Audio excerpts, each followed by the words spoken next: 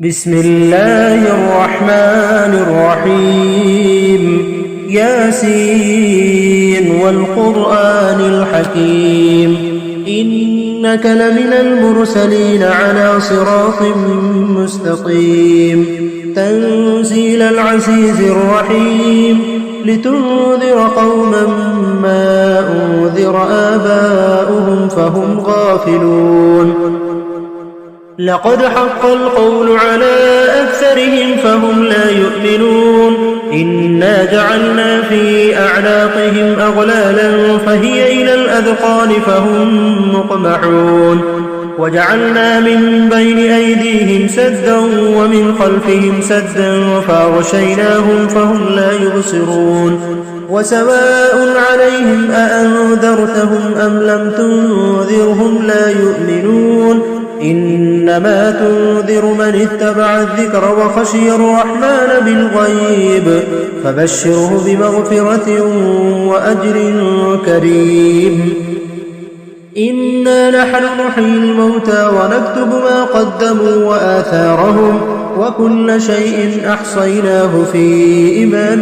مبين واضرب لهم مثلا أصحاب القرية إذ جاءها المرسلون إذ أرسلنا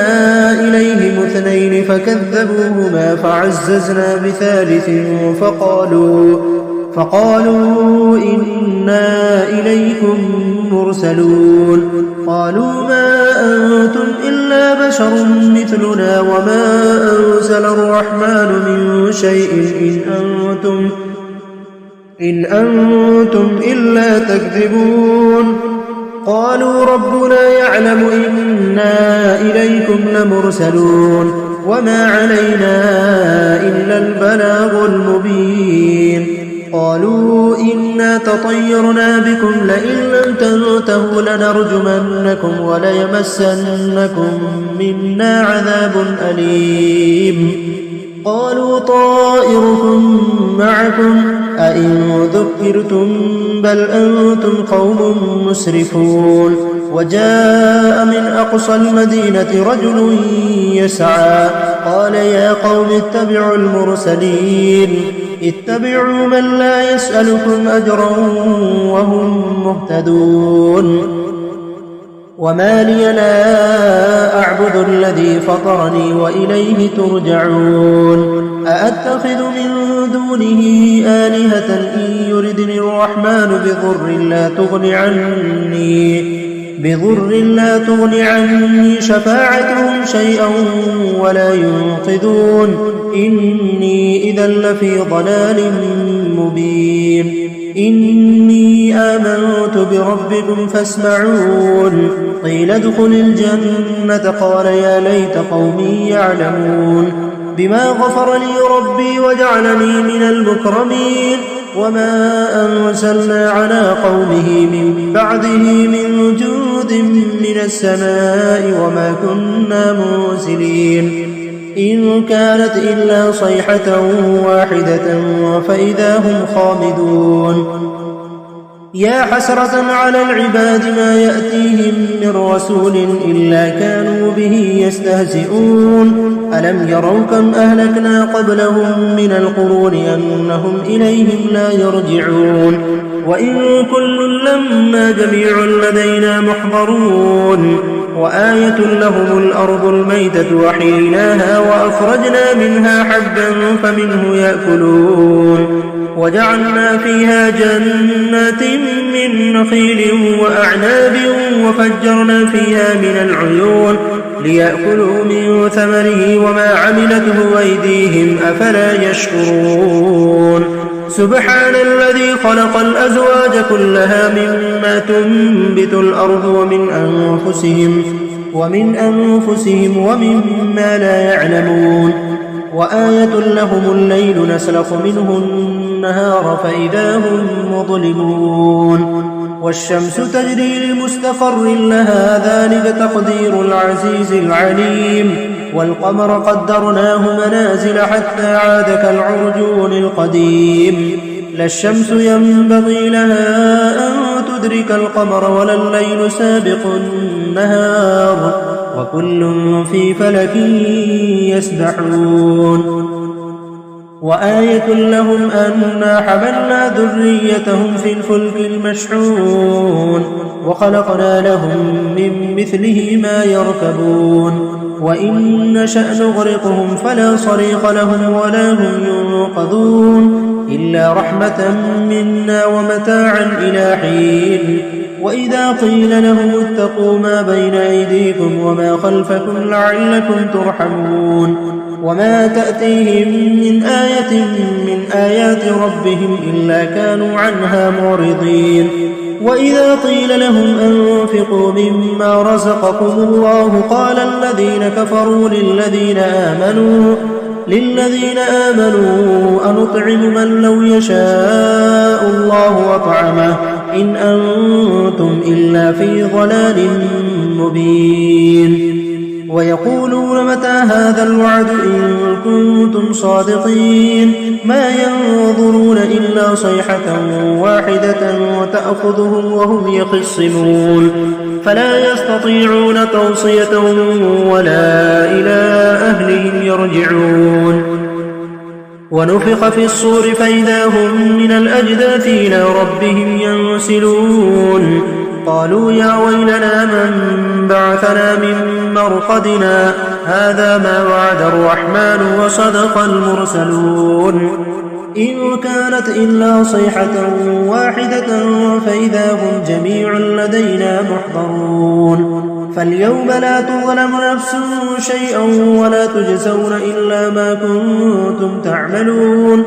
إن أصحاب الجنة اليوم في شغل فاكهون هم وأزواجهم في ظلال على الأرائك متكئون لهم فيها فاكهة ولهم ما يدعون سلام قولا من رب رحيم وامتازوا اليوم أيها المجرمون ألم عاهد إليكم يا بني آدم ألا تعبدوا الشيطان إنه لكم عدو مبين وأن اعبدوني هذا صراط مستقيم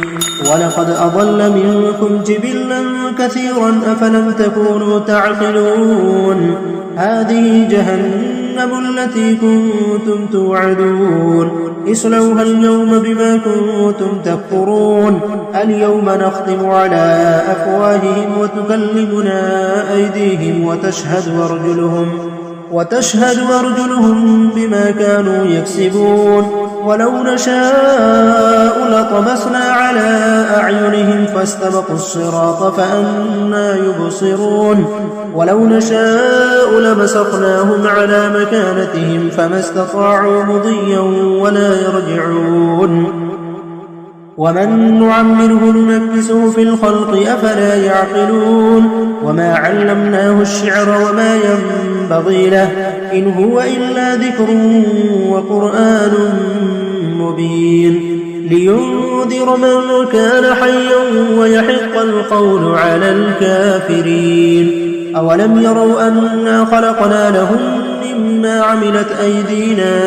أنعاما فهم لها مالكون وذللناها لهم فمنها ركوبهم ومنها يأكلون ولهم فيها منافع ومشارب أفلا يشكرون واتخذوا من دون الله آلهة لعلهم ينصرون لا يستطيعون نصرهم وهم لهم جند محضرون فلا يحزنك قولهم إنا نعلم ما يسرون وما يعلنون أولم ير الإنسان أنا خلقناه من نطفة فإذا هو خصيم مبين وضرب لنا مثلا ونسي خلقه قال من يحيي العظام وهي رميم قل يحييها الذي أنشأها أول مرة وهو بكل خلق عليم الذي جعل لكم من الشجر الأخضر نارا فإذا أنتم منه توقدون أوليس الذي خلق السماوات والأرض بقادر على أن يخلق مثلهم بلى وهو الخلاق العليم إنما أمره إذا شيئا أن يقول له كن فيكون. فسبحان الذي بيده ملكوت كل شيء وإليه ترجعون. بسم الله الرحمن الرحيم. الرحمن علم القرآن خلق الإنسان علمه البيان. الشمس والقمر بحسبان والنجم والشجر يسجدان والسماء رفعها ووضع الميزان ألا تطغوا في الميزان وأقيموا الوزن بالقسط ولا تخسروا الميزان والأرض وضعها للأنام فيها فاكهة والنخل ذات الأكمام والحب ذو العصف والريحان فبأي آلاء ربكما تكذبان. خلق الإنسان من صلصال كالفخار وخلق الجان من مارج من نار فبأي آلاء ربكما تكذبان. رب المشرقين ورب المغربين فبأي آلاء ربكما تكذبان. مرج البحرين يلتقيان بينهما برزخ لا يبغيان فبأي آلاء ربكما تكذبان. يخرج منهما اللؤلؤ والمرجان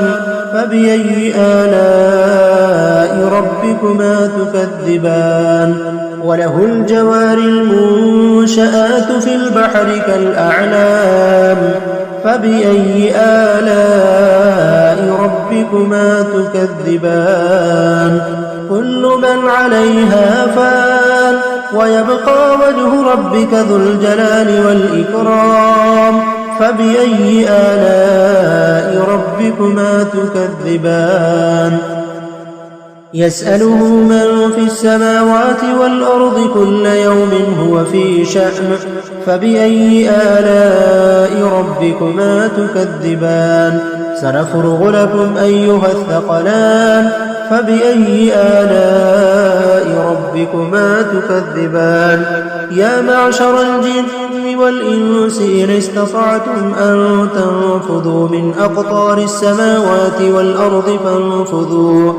لا تنفذون إلا بسلطان فبأي آلاء ربكما تكذبان. يرسل عليكما شواظ من نار ونحاس فلا تنتصران فبأي آلاء ربكما تكذبان. فإذا انشقت السماء فكانت وردة كالدهان فبأي آلاء ربكما تكذبان. فيومئذ لا يسأل عن ذنبه إنس ولا جان فبأي آلاء ربكما تكذبان. يعرف المجرمون بسيماهم فيؤخذ بالنواصي والأقدام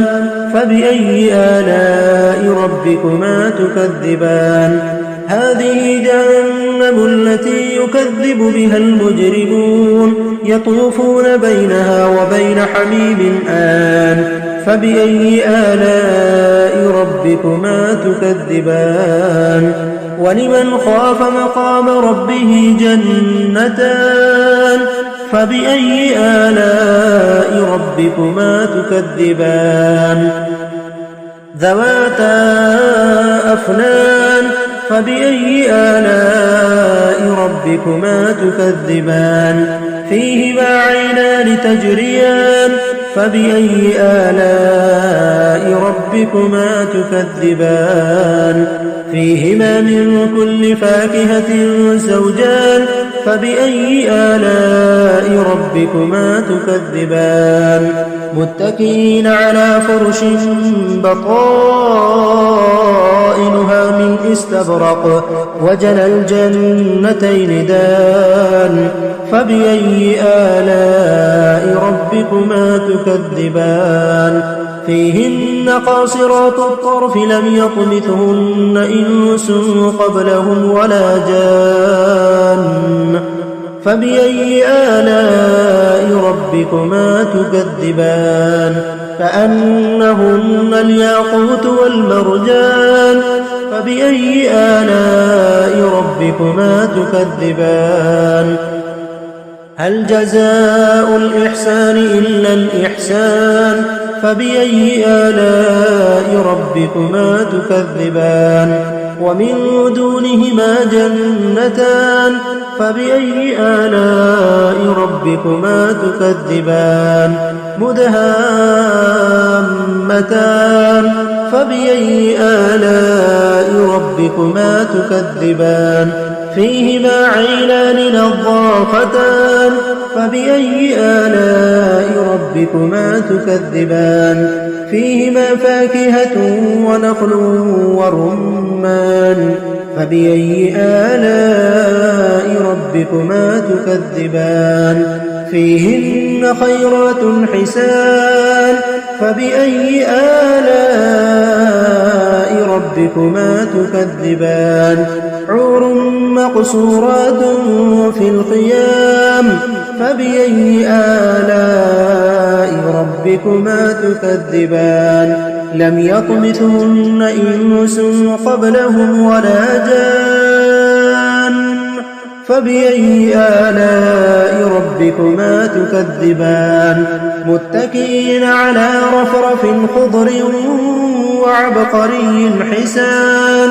فبأي آلاء ربكما تكذبان تبارك اسم ربك ذي الجلال والإكرام بسم الله الرحمن الرحيم إذا وقعت الواقعة ليس لوقعتها كاذبة خافضة رافعة إذا رجت الأرض رجا وبست الجبال بسا فكانت هباء منبثا وكنتم أزواجا ثلاثة فأصحاب الميمنة ما أصحاب الميمنة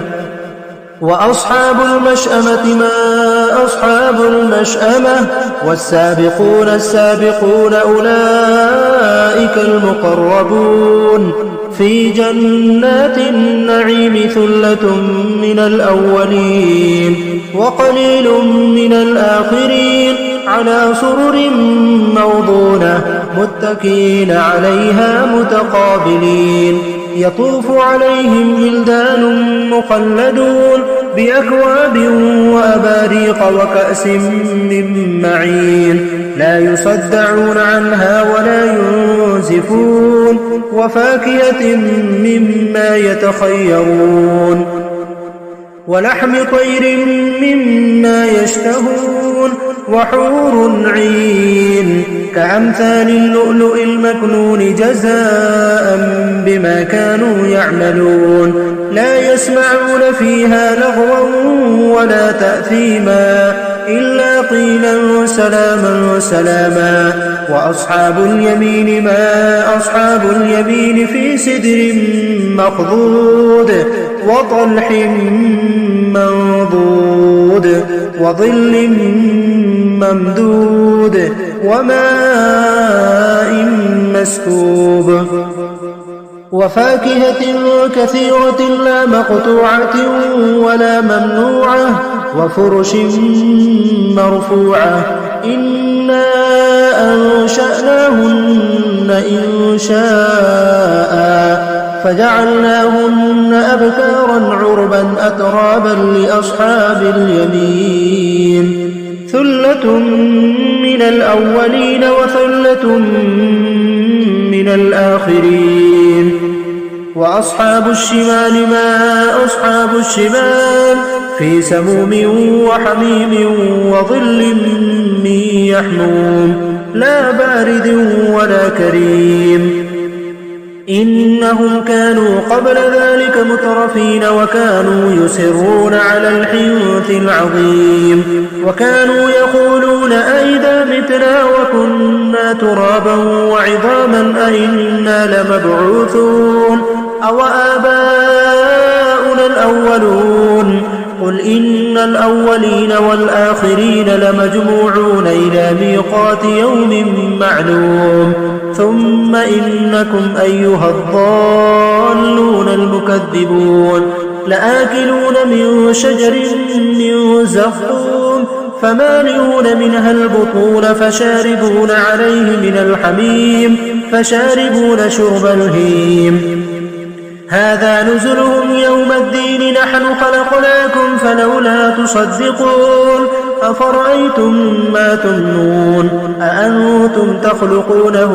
أم نحن الخالقون نحن قدرنا بينكم الموت وما نحن بمسبوقين على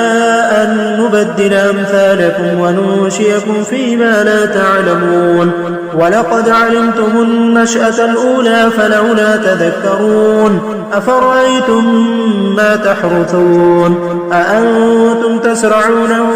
أم نحن الزارعون لو نشاء لجعلناه حطاما فظلتم تفكهون إنا لمغرمون بل نحن محرومون أفرأيتم الماء الذي تشربون أأنتم أنزلتموه من المزن أم نحن المنزلون لو نشاء جعلناه أجاجا فلولا تشكرون أفرأيتم النار التي تورون أأنتم أنشأتم شجرتها أم نحن المنشئون نحن جعلناها تذكرة ومتاعا للمقوين فسبح باسم ربك العظيم فلا أقسم بمواقع النجوم وإنه لقسم لو تعلمون عظيم إنه لقرآن كريم في كتاب مكنون لا يمسه إلا المطهرون تنزيل من رب العالمين أفبهذا الحديث أنتم مدهنون وتجعلون رزقكم أنكم تكذبون فلولا إذا بلغت الحلقوم وأنتم حينئذ تنظرون ونحن أقرب إليه منكم ولكن لا تبصرون فلولا إن كنتم غير مدينين ترجعونها إن كنتم صادقين فأما إن كان من المقربين فروح وريحان وجنة نعيم وأما إن كان من أصحاب اليمين فسلام لك من أصحاب اليمين وأما إن كان من المكذبين الضالين فنزل من حميم وتصلية جحيم إن هذا له حق اليقين فسبح باسم ربك العظيم بسم الله الرحمن الرحيم تبارك الذي بيده الملك وهو على كل شيء قدير الذي خلق الموت والحياة ليبلوكم أيكم أحسن عملا وهو العزيز الغفور الذي خلق 7 سماوات طباقا ما ترى في خلق الرحمن من تفاوت فارجع البصر هل ترى من فطور ثم ارجع البصر كرتين ينقلب إليك البصر خاسئا وهو حسير ولقد زينا السماء الدنيا بمصابيح وجعلناها رجوما للشياطين وأعتدنا لهم عذاب السعير وللذين كفروا بربهم عذاب جهنم وبئس المصير إذا ألقوا فيها سمعوا لها شهيقا وهي تفور تكاد تميز من الغيظ كلما ألقي فيها فوج سألهم خزنتها ألم يأتكم نذير قالوا بلى قد جاءنا نذير فكذبنا وقلنا ما نزل الله من شيء إن أنتم إلا في ضلال كبير وقالوا لو كنا نسمع أو نعقل ما كنا في أصحاب السعير فاعترفوا بذنبهم فسحقا لأصحاب السعير إن الذين يخشون ربهم بالغيب لهم مغفرة وأجر كبير وأسروا قولكم أو اجهروا به إنه عليم بذات الصدور ألا يعلم من خلق وهو اللطيف الخبير هو الذي جعل لكم الأرض ذلولا فامشوا في مناكبها وكلوا من رزقه وإليه النشور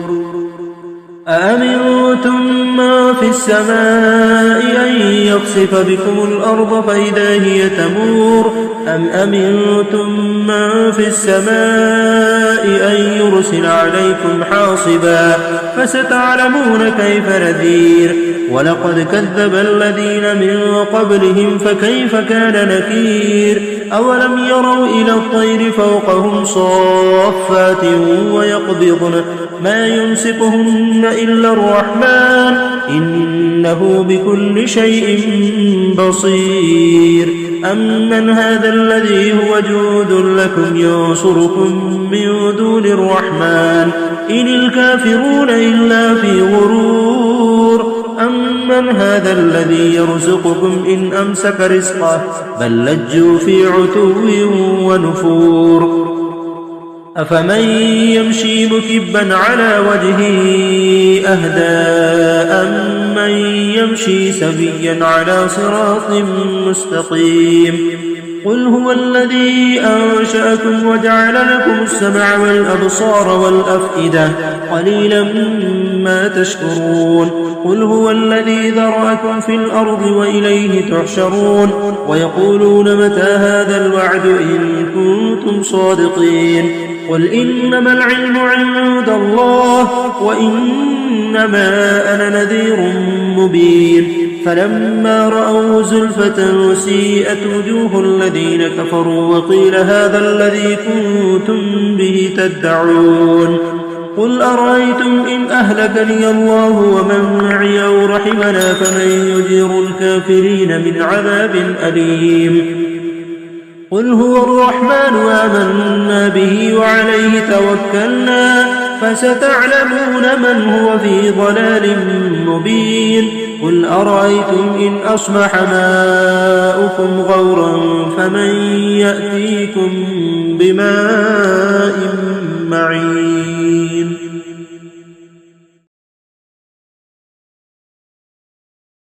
بسم الله الرحمن الرحيم ياسين والقرآن الحكيم إنك لمن المرسلين على صراط مستقيم تنزيل العزيز الرحيم لتنذر قوما ما أنذر آباؤهم فهم غافلون لقد حق القول على أكثرهم فهم لا يؤمنون إنا جعلنا في أعناقهم أغلالا فهي إلى الأذقان فهم مقمحون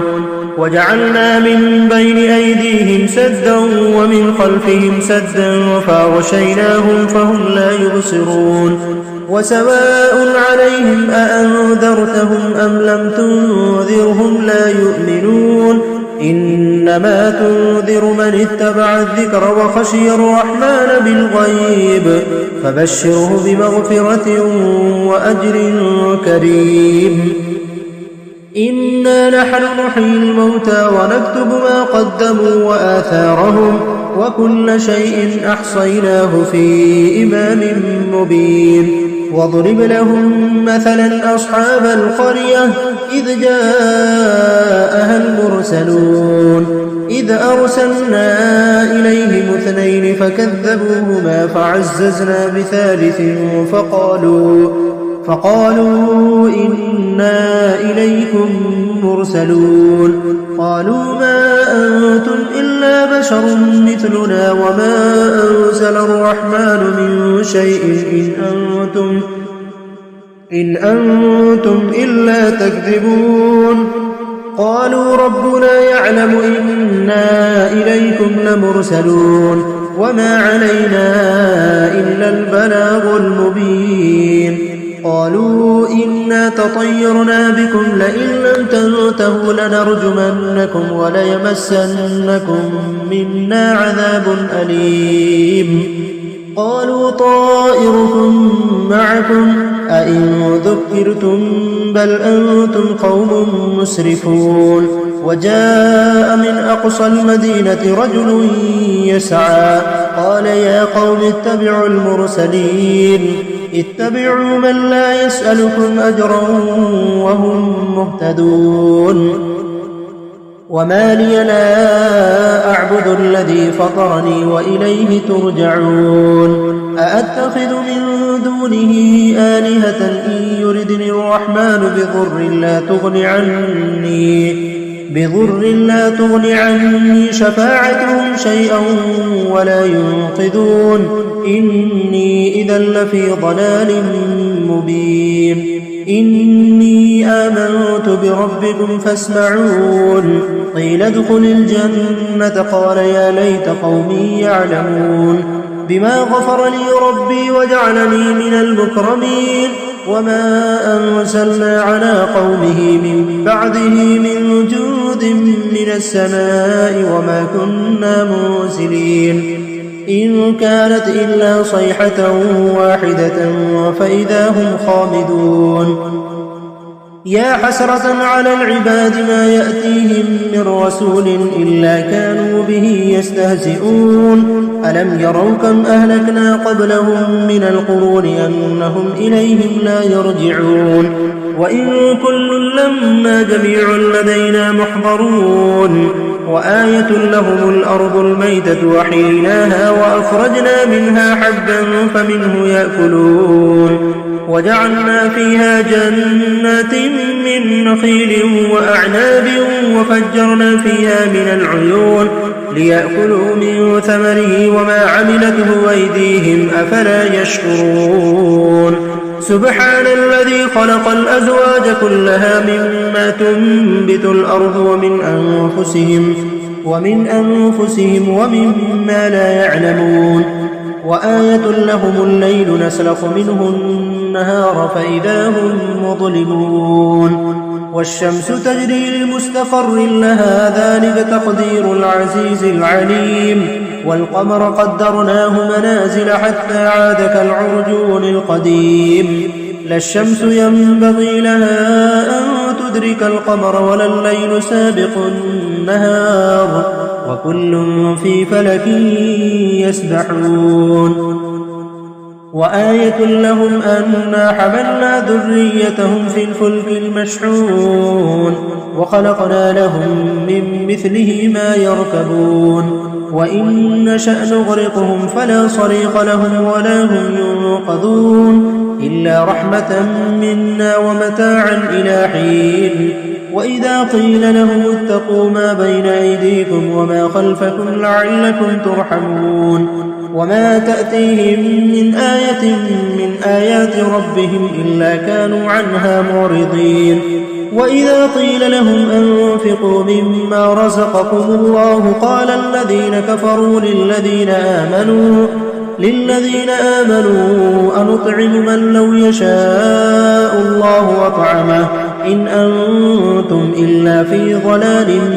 مبين ويقولون متى هذا الوعد إن كنتم صادقين ما ينظرون إلا صيحة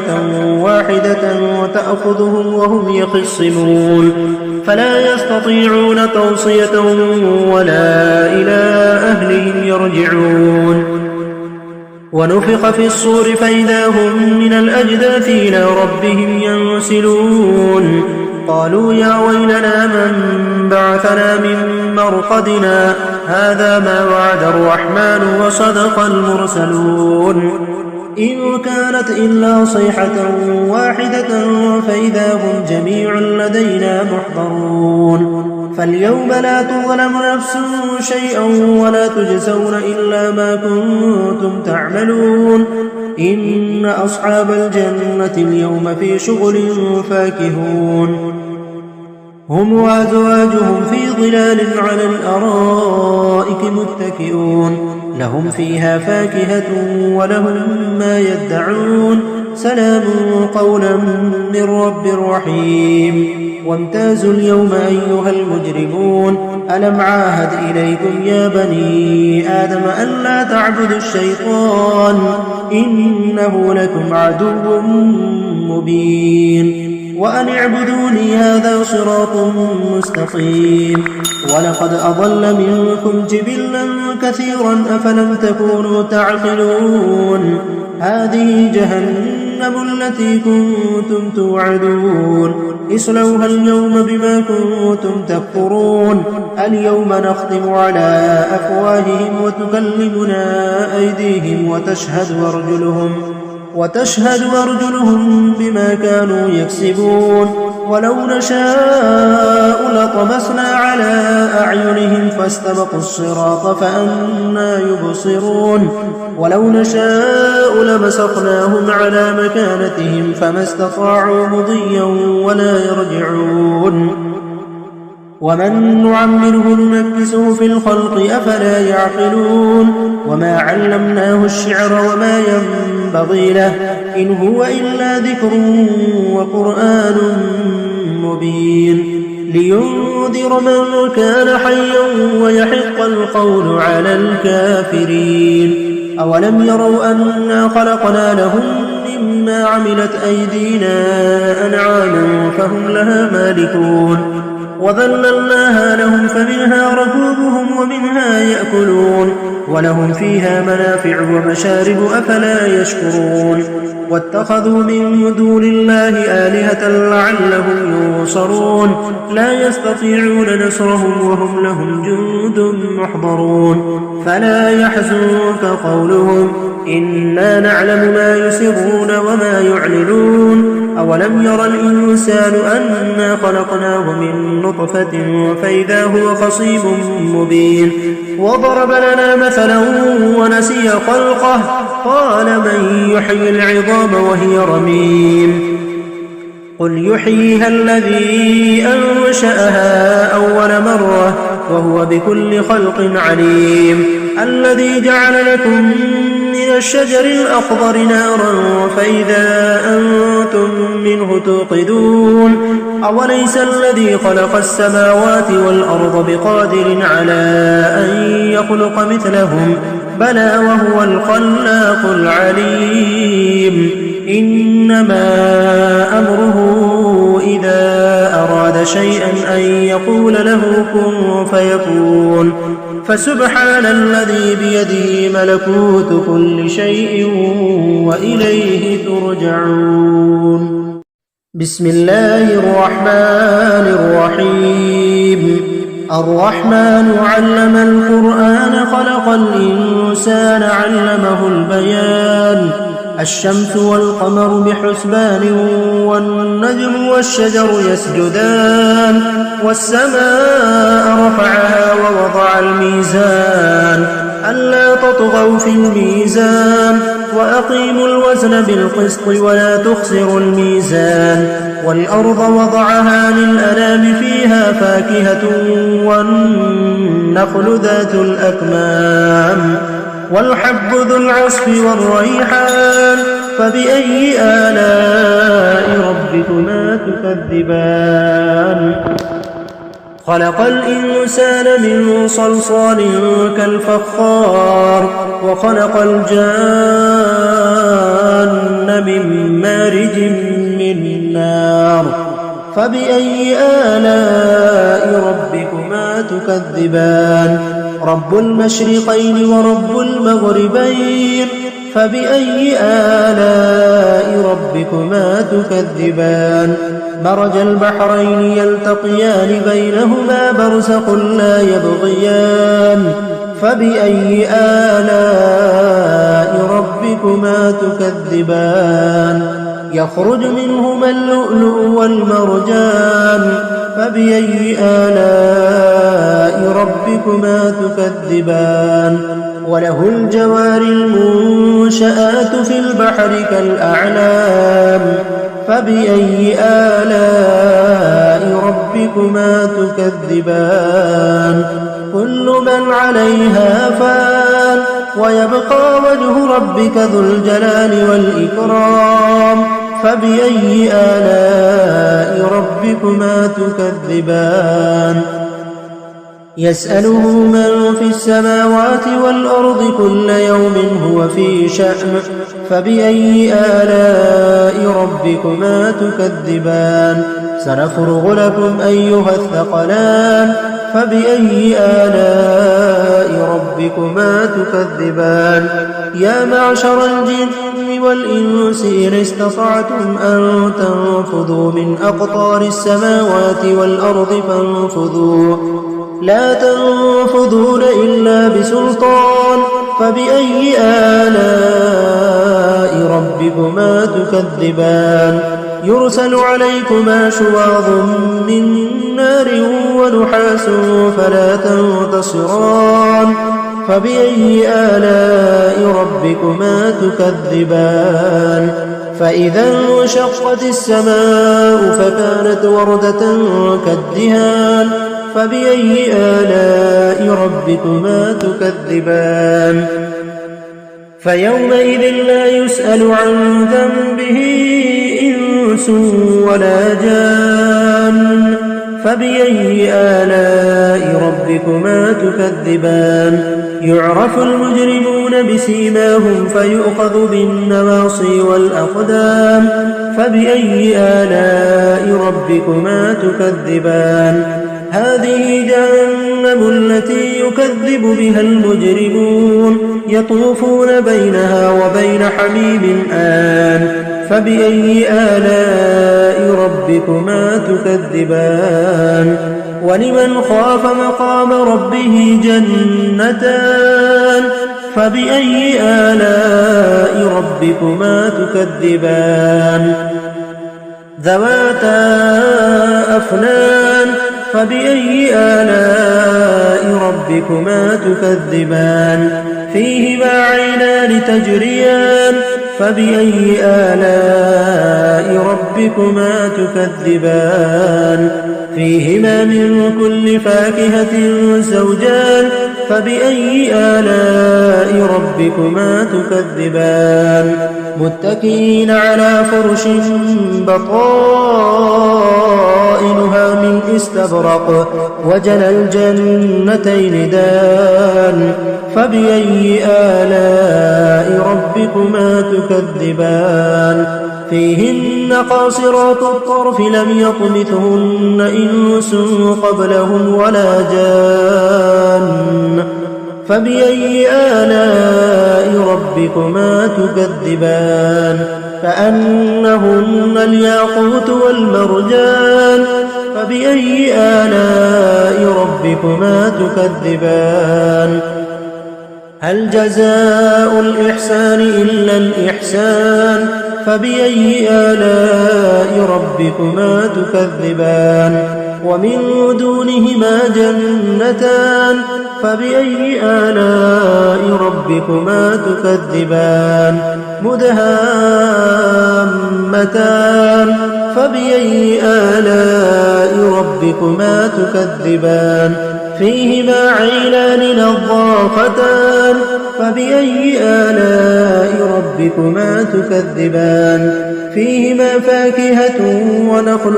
ورمان فبأي آلاء ربكما تكذبان فيهن خيرات حسان فبأي آلاء ربكما تكذبان حور مقصورات في الخيام فبأي آلاء ربكما تكذبان لم يطمثهن إنس قبلهم ولا جان فبأي آلاء ربكما تكذبان متكئين على رفرف خضر وعبقري حسان فبأي آلاء ربكما تكذبان تبارك اسم ربك ذي الجلال والإكرام. بسم الله الرحمن الرحيم. إذا وقعت الواقعة ليس لوقعتها كاذبة خافضة رافعة إذا رجت الأرض رجا وبست الجبال بسا فكانت هباء منبثا وكنتم أزواجا ثلاثة فأصحاب الميمنة ما أصحاب الميمنة وأصحاب المشأمة ما أصحاب المشأمة والسابقون السابقون أولئك المقربون في جنات النعيم ثلة من الأولين وقليل من الآخرين على سرر موضونة متكئين عليها متقابلين يطوف عليهم ولدان مخلدون بأكواب وأباريق وكأس من معين لا يصدعون عنها ولا ينزفون وفاكهة مما يتخيرون ولحم طير مما يشتهون وحور عين كأمثال اللؤلؤ المكنون جزاء بما كانوا يعملون لا يسمعون فيها لغوا ولا تأثيما إلا قيلا سلاما سلاما وأصحاب اليمين ما أصحاب اليمين في سدر مخضود وطلح منضود وظل ممدود وماء مسكوب وفاكهة كثيرة لا مقطوعة ولا ممنوعة وفرش مرفوعة إنا أنشأناهن إنشاء فجعلناهن أبكارا عربا أترابا لأصحاب اليمين ثلة من الأولين وثلة من الآخرين وأصحاب الشمال ما أصحاب الشمال في سموم وحميم وظل من يحموم لا بارد ولا كريم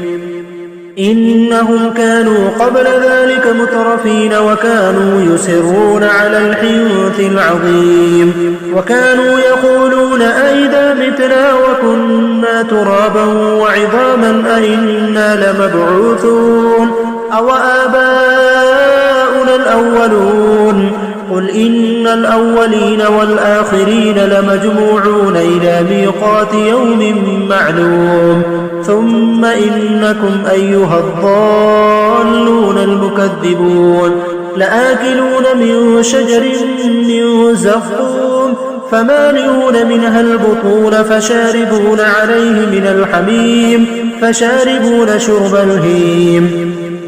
هذا نزلهم يوم الدين نحن خلقناكم فلولا تصدقون أفرأيتم ما تمنون أأنتم تخلقونه أم نحن الخالقون نحن قدرنا بينكم الموت وما نحن بمسبوقين على أن نبدل أمثالكم وننشئكم فيما لا تعلمون ولقد علمتم النشأة الأولى فلولا تذكرون أفرأيتم ما تحرثون أأنتم تزرعونه أم نحن الزارعون لو نشاء لجعلناه حطاما فظلتم تفكهون إنا لمغرمون بل نحن محرومون أفرأيتم الماء الماء الذي تشربون أأنتم أنزلتموه من المزن أم نحن المنزلون لو نشاء جعلناه أجاجا فلولا تشكرون أفرأيتم النار التي تورون أأنتم أنشأتم شجرتها أم نحن المنشئون نحن جعلناها تذكرة ومتاعا للمقوين فسبح باسم ربك العظيم فلا أقسم بمواقع النجوم وإنه لقسم لو تعلمون عظيم إنه لقرآن كريم في كتاب مكنون لا يمسه إلا المطهرون تنزيل من رب العالمين أفبهذا الحديث أنتم مدهنون وتجعلون رزقكم أنكم تكذبون فلولا إذا بلغت الحلقوم وأنتم حينئذ تنظرون ونحن أقرب إليه منكم ولكن لا تبصرون فلولا إن كنتم غير مدينين ترجعونها إن كنتم صادقين فأما إن كان من المقربين فروح وريحان وجنة نعيم وأما إن كان من أصحاب اليمين فسلام لك من أصحاب اليمين وأما إن كان من المكذبين الضالين فنزل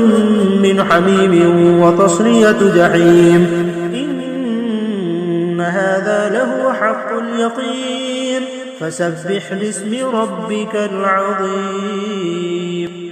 بسم الله الرحمن الرحيم تبارك الذي بيده الملك وهو على كل شيء قدير الذي خلق الموت والحياة ليبلوكم أيكم أحسن عملا وهو العزيز الغفور الذي خلق 7 سماوات طباقا ما ترى في خلق الرحمن من تفاوت فارجع البصر هل ترى من فطور ثم ارجع البصر كرتين ينقلب إليك البصر خاسئا وهو حسير ولقد زينا السماء الدنيا بمصابيح وجعلناها رجوما للشياطين وأعتدنا لهم عذاب السعير وللذين كفروا بربهم عذاب جهنم وبئس المصير إذا ألقوا فيها سمعوا لها شهيقا وهي تفور تكاد تميز من الغيظ كلما ألقي فيها فوج سألهم خزنتها